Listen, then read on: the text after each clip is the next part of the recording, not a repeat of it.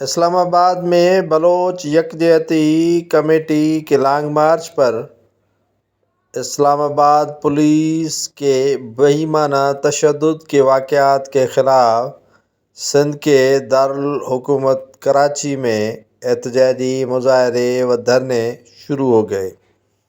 کراچی کے مختلف علاقے گولی مار، ملیر، صفورہ و دیگر علاقوں میں بلوچ یکجہتی کمیٹی سے اظہار یکجہتی کے لیے احتجاجی مظاہرے کیے گئے اور دھرنے لگائے گئے۔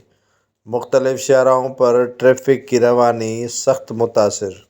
شفیع کوٹ، بکرا پڑی، ملیر 15 اور دیگر علاقوں میں احتجاجی دھرنوں کے دوران مظاہرین کا کہنا ہے کہ لاپتہ بلوچ افراد اور ماورائے عدالتی قتل پر احتجاجی لانگ مارچ پر جو پولیس اسلام آباد نے تشدد کیا ہے اس میں ملوث پولیس اہلکاروں کے خلاف کارروائی کی جائے۔ بلوچ رہنما کی خواتین و مرد پر تشدد کی شدید مذمت